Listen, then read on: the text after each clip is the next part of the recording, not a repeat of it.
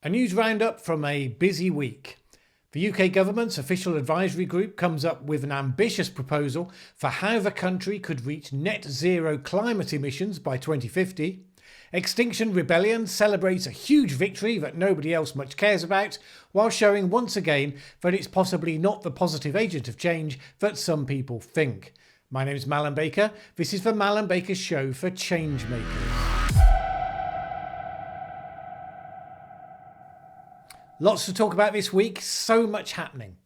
The government's Committee on Climate Change has produced its latest report where it pushes up the ambition for what it thinks can be realistically achieved.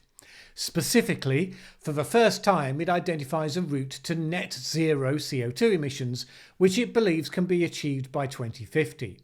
Now, if the UK were to achieve that, then other countries follow suit, then there's a decent chance of the world staying below or nearly below the 1.5% increase set as a target to avoid some of the more difficult impacts of climate change by the IPCC.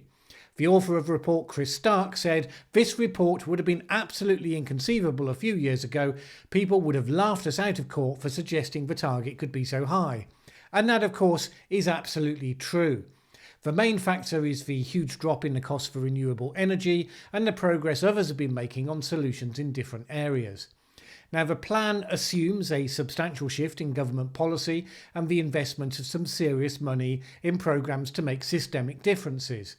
It makes, correctly in my view, conservative assessments of demand reduction. In other words, it doesn't assume that the general public is suddenly going to become vegan, never fly, never travel, buy one set of clothes to last them for the decade. That, of course, is one reason why some with the traditional environmentalist mindset will hate it, because they've been preaching for personal behaviour change for so long. It has become in their mind a question of morality, not just pragmatic evaluation of what will work and what won't. But we'll come back to that later. If you look at how the report believes that reductions can be made from the status quo position to its previous recommendations to the new, more ambitious reductions it now thinks are possible, it gives you some insight into how this plays out across the sectors. The big prizes are all about energy generation for industry, where a number of leading companies have already started to show what's possible with voluntary actions. Significant improvements in agriculture with modest assumptions about changes to diets. Major reduction in surface transport, a move to less than zero for shipping, and major reductions from buildings. What you'll see is that within the one sector that's the most difficult to move is aviation. And that comes from two things. One is the sheer engineering difficulty of producing reduced impact fuel for aviation, given how energy dense it needs to be for the weight in order to make the physics of it work. Second, within this scenario, there's still an assumption of increased demand for air travel, although it is constrained from what is believed to be where that demand will go left to its own devices.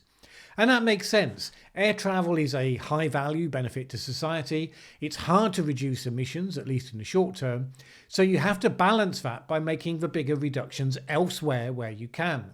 When it comes to options for restraining demand to the degree that it does, it considers options such as taxing certain frequent flyer status flyers to avoid penalising the people that fly relatively little, putting the costs onto those that take more of a load, and that seems worth exploring.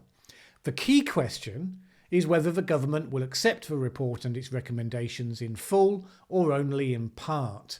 That's where the big debates will take place, because some of these changes will be significant challenges. You know where the important debates take place because that's where the stakes get higher and you get real opposition to proposed changes, because those big changes will create winners and losers. That's the nature of change. What we didn't see any big debates over was the motion put to the House of Commons yesterday by the Labour Party to declare a climate emergency. Now, for some reason, the campaign group Extinction Rebellion and its supporters got very excited about this motion. They were lobbying via Twitter, because obviously that's effective, all day during the debate. When the motion was passed, you'd think that the government had held up its hands, given them the keys to the Cabinet Office and said, "You're right, here you go, it's over to you." Which, of course, if you saw my last video about Roger Hallam's initial plan for the group, was That was what they were actually hoping was going to happen. But anyway, Twitter was alive with celebration. Huge amounts of gratitude to everyone that made this happen. We did it together. US campaigner Bill McKibben tweeted, hearing reports that the British House of Commons has declared a climate emergency. This is what good organising does, and it's a first step to real change. And here was Extinction Rebellion cheerleader George Monbiot celebrating the vote. The UK Parliament has declared an environment and climate emergency. Now we must act on it. It means no third runway at Heathrow, no fracking, leave fossils in the ground, retiring fossil fuel-based infrastructure, encouraging a shift to plant-based diet, and an end to economic growth. Now, this is what's called a big setup for an even bigger disappointment. I mean, you could see it coming. Nobody who voted on that motion believed it meant any of those things, and that's because it didn't. The clue is how this was passed. Nobody spoke against. I mean, I don't think. I didn't watch every single speech. I saw most of them, and they were uniformly MPs virtue signalling on how sound they are on the issue of climate change. When it came to the vote, there wasn't a division. It was waved through with verbal ayes and nays, and there were no nays. As I say before, when you're making big significant decisions that are going to change something important, that's never how it happens. Making a declaration is just words. The important thing is what you do about it. For Extinction Rebellion, whose leadership are to say the least naive about these things, here this is some big radical step. They've been getting local authorities and anyone else they can persuade to declare a climate emergency as though this is a big deal. Well, look, I do sympathise. When I was involved in the anti-nuclear weapons movement in the 80s, people put as much time into declaring nuclear-free zones. And those declarations were nice little publicity things that made no practical difference. This is a big, complex, ongoing problem. It comes down to what you do day in, day out. And I get it from Extinction Rebellion. George Monbiot you'd think would know better. Now, the real news is that serious people who get into the detail of what can and should be done have spent significant time and effort looking at it and then come back saying that net zero is possible on a stretching time frame in a way that could potentially work. That is important new impetus. Needless to say, if you're away with the fairies thinking that all the government needs to do is pass a law to get zero within 6 years, then you're not going to be happy with that. Lo and behold, a very unhappy tweet came out today from Extinction Rebellion. The advice of the CCC to the UK government is a betrayal of current and future generations made all the more shocking, coming just hours after UK MPs passed a motion to declare an environment and climate emergency. One of their main spokespeople, Rupert Reed, was on similarly self-aggrandising form. The Climate Change Committee's report will have been written well before the Extinction Rebellion that shot into glorious existence on April the 15th. Its sense of what is politically possible is now completely out of date. Extinction Rebellion has changed what is politically possible. Well, of course, because one came about by people actually looking at the detail, sector by sector, seeing what would be possible with significant political will and resource investment. The other has plucked a figure out of the air, spent the last few weeks saying that children will die unless rather vague things happen, and working themselves into a frenzy. To see how bad the delusion gets, you only have to look at what happened to the proposal that there might be an Extinction Rebellion business platform to engage businesses with the movement. I mentioned in the last video that this XR business platform was announced, and immediately there were unhappy tweets from people involved with the original revolutionary-minded group, for people that thought that XR was actually literally to achieve the overthrow of the regime, saying that this was a sellout. Lo and behold, just days later, the XR business website that was newly set up, all fresh and promising, has gone sad and dark. Not quite stillborn, instead ripped screaming from its mother's grasp and plunged into a vat of boiling coconut oil. We got some clues to its fate from the blog of one Jem Bendell, one of the prime movers of Extinction Rebellion, whose attemptedly academic paper on the fact that we're all doomed has had massive numbers of downloads, although it's been rejected for publication by peer-reviewed journals because it doesn't meet the minimum standards for that kind of paper. Jem Bendell wrote an open letter to businesses who signed the letter to the Times, welcoming the advent of XR Business. And it is, I have to say, one of the most hilarious documents ever. It says business leaders who want to be taken seriously as wanting to engage Extinction Rebellion must state the following. 1. We failed. 2. We were wrong because we believed that existing systems could make a positive difference. 3. We will learn from others, presumably Extinction Rebellion, who have such a detailed grasp of how the world works. 4. Citizens need more influence than us, because we're just scum, presumably. And 5. We must be made to behave. To cap it all, Jem Bendell then says the letter should be signed sincerely, concerned executives deeply impressed by your sacrifice. This is genuinely extraordinary, just brilliant. Does anyone love Extinction Rebellion more than Extinction Rebellion loves Extinction Rebellion? What sacrifice, I'm sorry, are we talking about here? Breaking the law in the UK and getting arrested and then almost exclusively released without charge? Is that your sacrifice? How self-obsessed and egotistical do you have to be to turn to people who offer to be part of a solution and tell them that they have to abase themselves first at your feet while calling out, "We are not worthy"? If it wasn't for what businesses have done over the last 100 years, Jem Bendell's sacrifice would probably involve living in poverty and dying young of what we now know to be a wholly preventable disease, or falling in one of the regular wars or to the high levels of crime. The amount of things that these people are taking for granted as the status quo of their lives is just incredible.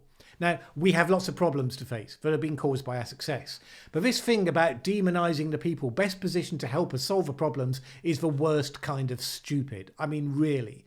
If you're an alien coming to Earth and looking at all the problems we have, you'd be thinking about, well, what are all the things that might work to solve a problem? Some of those we know full well are about innovation, and businesses have traditionally driven that. The reason why the zero target is now seriously being talked about is because renewable energy generation has matured as a technology and come down in price. Didn't happen by accident. You, the alien, would be asking serious questions about other things that the ideologues, the people who bring their particular brand of moral judgment into the equation, would be simply horrified at, such as, well, what about nuclear power? Such as, what about genetic engineering for food production at reduced climate impact? But no, we're meant to believe that businesses are bad. All of those jobs and the wealth that we have today, well, that's just, part of the status quo, nothing to do with them. It isn't about a pragmatic approach, adapting what we do to reduce emissions. It's about slamming on the brakes, forcing an austere lifestyle onto people, whether they're willing or not. Why? Because it's a question of morality. It's evil if people fly. It's evil that people drive, even though the technology now exists to do that without emissions. If you think that the glorious rebellion of the 15th changed all that, and now people are willing to embrace enforced vegetarianism and veganism in their millions, guess what? You're wrong. And the grown-up politicians know it. You're making yourselves look ridiculous and frankly of little value in terms of the real work that we have in front of us. It is unbelievably stupid. And this is the point. Extinction Rebellion actually had a pretty civilised meeting with Environment Secretary Michael Gove earlier this week. It's clear that the door is open and they could have some influence if they chose. But the core organisers are too far into their revolutionary trench to be satisfied with that as an outcome. It has to be revolution or nothing. This week, Greenpeace released a document of their own detailing their own policy prescriptions to meet the challenge. Typical environmental agenda stuff, but detailed well beyond anything that XR has produced. Greenpeace were very complimentary to XR, but then they have to be. They know their members are amongst those who took part. But they will have been pretty hacked off hearing some of the founders say that, we're in this problem because NGOs like Greenpeace have failed, especially when they have no ideas of their own beyond bringing on dancing unicorns. So this was Greenpeace's attempt to point out that at least some people here have been putting in the work. Anyway, guess what? If the government responds to the CCC report, good people in their tens of thousands will be working day by day over the coming decades on different parts of that agenda. There's a ton of work to be done to make this happen in reality. There'll be company executives, scientists, farmers, policymakers, regulators, civil society organisers. Some will make big breakthroughs that change what's possible. Others will just inch by inch make difficult stuff happen.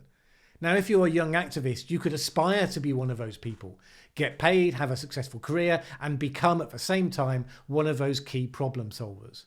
In the meantime, Extinction Rebellion will continue going on about how the children have been betrayed and grandstanding in public. For people who would have been inclined to give them credit for what's come through the news cycle this week, even though the real work has been done over the past year to produce this latest report, they will then begin to become exasperated that XR are just carrying on regardless. At least that's my assumption. But I think it's down to them how do they play it. In a recent interview, the other of the co-founders, Gail Bradbrook, said that they might next consider urging people to go on a debt strike, refusing to pay back mortgages and student loans because that will then bring the financial system crashing down.